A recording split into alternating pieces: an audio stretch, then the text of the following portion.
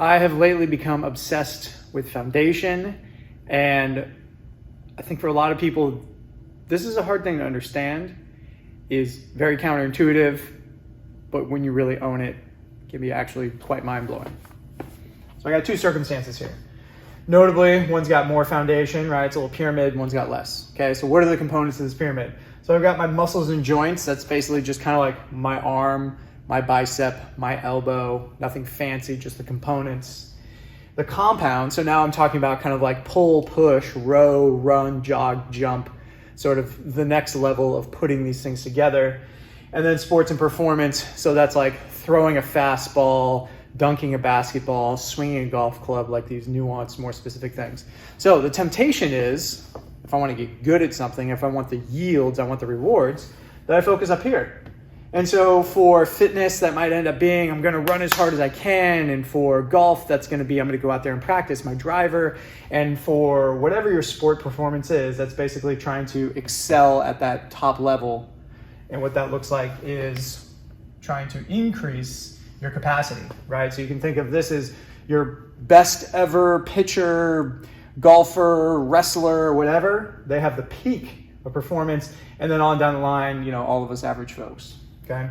So what happens if I don't have much foundation and I try and pursue that by itself? Well, I end up with this, and as I go taller and taller and taller, the risk of this toppling over or experiencing some cracks increases.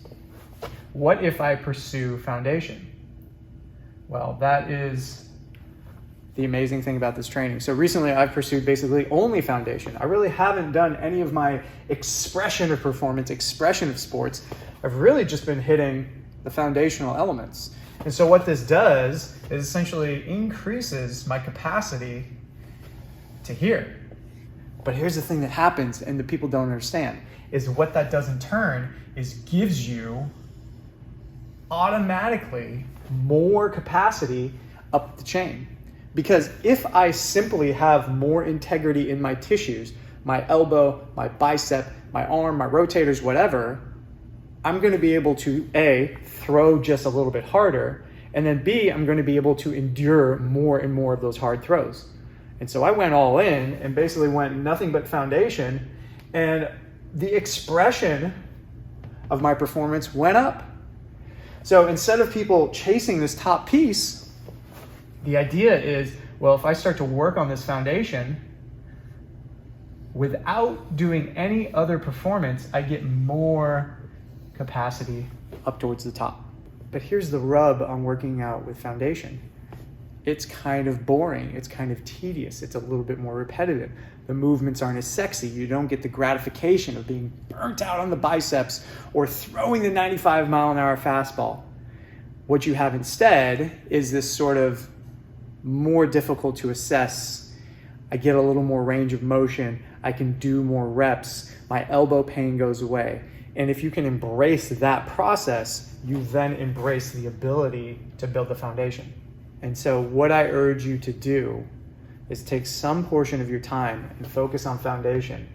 Try to forget about the expression, because the expression will come along for the ride. You don't need to work on it until you're actually rate limited by some technical element. If my golf swing sucks, well, no amount of foundation can build up to that.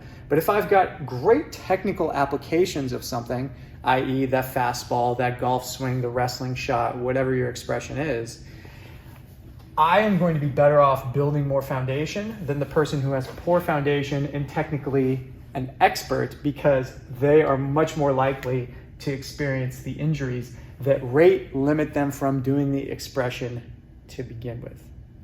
Hopefully that makes sense. This is why I've been training nothing but foundation lately, and I've become obsessed with foundation.